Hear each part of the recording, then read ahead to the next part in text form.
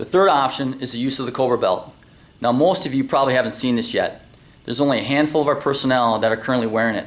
But at the end of the phase 1 portion of your training, if this is something that you like and you think you want to go with, at least right now it's going to be available for individual purchase. I can't say if eventually the department will issue it to personnel or not, but you would be at least able to buy it. It has one intended configuration, and that's for the integrated or pre-attached system. And it's set up in the exact same manner that it just showed you with the escape belt. You're going to run the Cobra belt through the belt loops of your turnout pants. When you're using the Cobra belt in that pre-attached or integrated setup, I think it's a lot nicer than the escape belt. First of all, it's a lot lighter in weight. You're not even going to know you have this belt on. It has a very low profile and streamlined design, but despite all that, it still meets the exact same rating. It's rated as a Class 1 escape belt. You can rappel off of this belt safely. Looking at some of the features and elements, the webbing is made from Kevlar. It means it's extremely strong, has a super high heat tolerance, much higher than the nylon escape belt. The thread used in the stitching is also Kevlar, and it's stitched, folded over twice, so you got 3 folds, just like you would see in a regular Class 1 escape belt. Another nice feature to this belt though is its adjustability. Simply pull on the tail, this thing really locks itself off. You're going to be able to get a really snug fit. You're going to be able to adjust it a lot better than an escape belt. You can adjust this so well that you can wear your turnout pants without suspenders and not worry about them falling off, because you can really get a nice snug fit. The business end of this belt though is really in the buckle. I can't tell you why they call it a Cobra buckle. I'd just be speculating, but if you look at the release mechanism, they almost look like teeth of the fangs of a cobra. I'm just spitballing there, but it's irrelevant why it's called a Cobra belt or buckle. It just has a really safe and exceptional design. When you look at this mechanism, I can push, as I'm pulling on a belt, I can push or pull on one of these teeth, okay, and I can't separate it. I literally have to push both these teeth forward to the male end and then pull apart to separate the mechanism.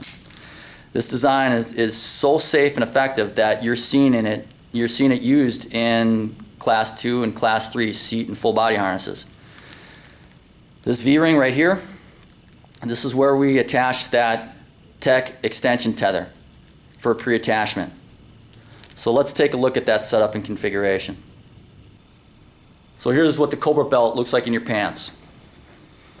You want the V-ring flush right at the edge of that last belt loop on your right. What that's going to do is it's going to close the distance from the V-ring to the top of your pants pocket for attachment of that tether. You have the excess here that you use to size the belt. You're going to just back feed it through the belt loops to try to take up any slack. And if you remember, I said that these weren't my pants. These are actually spares from stock, and you probably noticed they're very loose on me. Even with the Velcro fastened and it's snapped, I can actually pull these right off. So to give you an example of how effective this belt is and how secure you can make it, I'm going to back up to where they should be. When I go to fasten this belt up, I can get it so secure that now I can't pull these off. So you literally can definitely eliminate your suspenders with this belt. As far as the attachment, this V-ring is just like the designated system D-ring on your escape belt. It's nicer though, in my opinion, because it's not free floating. You can tuck it flush like so, and then it self corrects and locks into that forward position. Once you sign out your system in the morning, you got it in your pants pocket, this tether, again, if you choose to go with a pre-attached system, you'd be issued this tether, and it would be kept on your Cobra belt, on this V-ring, and just be kept like that. You put the system in your pants pocket, open it up, and remember the system carabiner on the F4 is going to be pre-attached, or excuse me, it should be in the open position.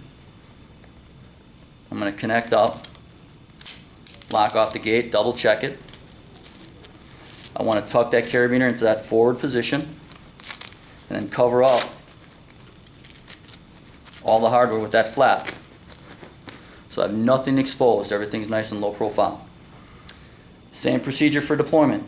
When you can, I'm going to use my right hand, open up the flap of the pants pocket, reach across my body, find the flash, pull it out, and you're pre-connected. Got the hook in your hand. You're basically going to adjust this to make sure you got proper clearance. You got your right hand on the brake end of the rope, and you can exit. So very, very fast and efficient setup and design. Let's take a look at the last harness, and that's the integrated seat harness.